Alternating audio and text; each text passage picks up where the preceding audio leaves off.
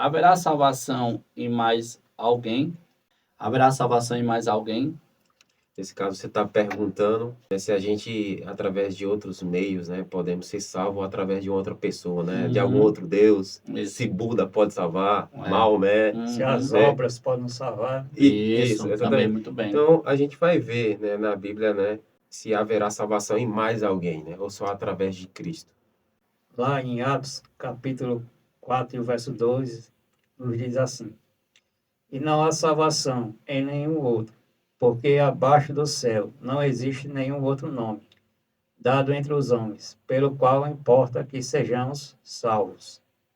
Então, a resposta é: e não há salvação em nenhum outro, porque abaixo do céu não existe nenhum outro nome dado entre os homens, pela qual importa que sejamos salvos, né? Então, não, a Bíblia mesmo diz, né? Quem tem um filho tem a vida. Quem não tem um filho não tem a vida. Verdade. Aí, para aqueles, tu ia fazer a pergunta, Everton? Eu ia comentar aqui contigo, porque existem pessoas, né? Uhum. Que as pessoas, elas não têm essa proximidade com Deus, mas elas acreditam que se forem boas pessoas, elas vão ser salvas. Qual que é a mensagem de Deus para essas pessoas? Veja bem, não é por atos de justiça social, né, que o homem ele pode ser salvo. Alguém perguntou, eu não consigo ver, foi até no podcast, né? Eu não consigo ver uma pessoa que é boa, uma pessoa que só faz caridade, né? Faz boas obras, na verdade, né? Essa pessoa se perder. Ora, nós não somos salvos por obras, né? Por atos de justiça social, né? Você pode ser uma boa pessoa e pode se perder. Porque, senão, a salvação estaria unicamente pelas obras, né? Eu não preciso de Cristo para me salvar, né? Seria uma salvação comprada. Então, a salvação, como Jesus disse, eu sou o caminho, a verdade e a vida. E ninguém vai ao Pai se não for por Ele, né? Como nós vamos chegar ao Pai através de obras, de atos de justiça social? Não tem como, né? Mas eu entendi a sua pergunta, né? Alguém que não teve conhecimento, né, das Escrituras, ou não conheceu, ou não ouviu falar sobre o nome de Jesus, né? Porque tem. Se a gente for fazer uma pesquisa aí, existem milhões de pessoas que nunca sequer ouviram falar o nome de Jesus. Então, essas pessoas estariam salvas? Existe uma possibilidade de elas se salvarem? Bom, a Bíblia diz lá em Romanos, né? A gente já teve um estudo sobre isso, porque lá em Romanos capítulo 2, versículo 14 diz: Quanto, pois, aos gentios que não têm lei, procedem por natureza de conformidade com a lei, não tendo lei, serve eles de lei para si mesmo, né? Estes mostram a norma da lei gravada em seu coração, testemunhando-lhes também a consciência e os seus pensamentos, mutuamente acusando-se ou defendendo-se. Então, assim, uma pessoa que não tem lei, não tem conhecimento da verdade, eles servem de leis para si mesmo, acusando-se ou se defendendo-se, né?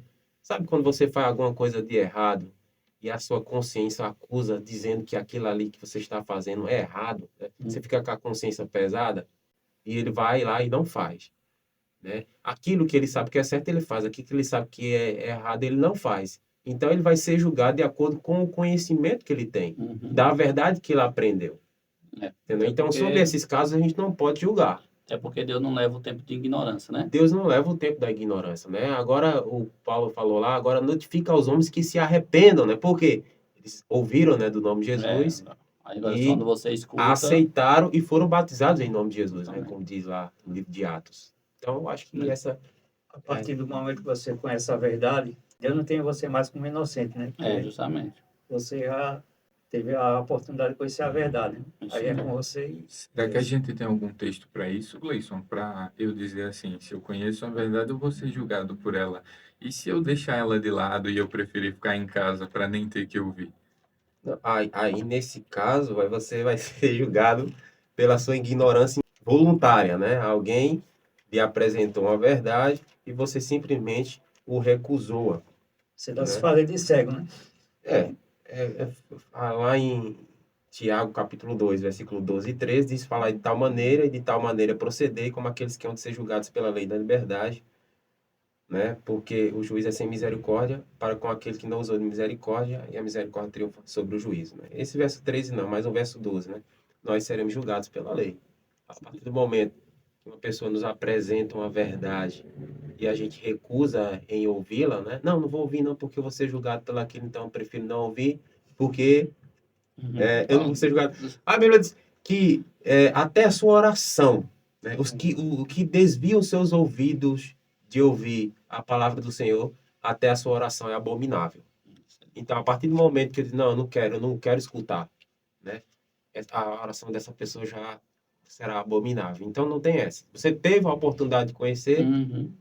é a oportunidade agora de obedecer. Ou obedece ou será julgado É bem por ela. legal a gente pensar dessa forma, porque significa que a gente tem que estar em constante aprendizado, né? Isso com a palavra de Deus, que a gente sempre tem o que pesquisar, a gente sempre tem o que aprender, e a gente estar nessa comunhão no dia a dia faz com que a gente evite certas situações.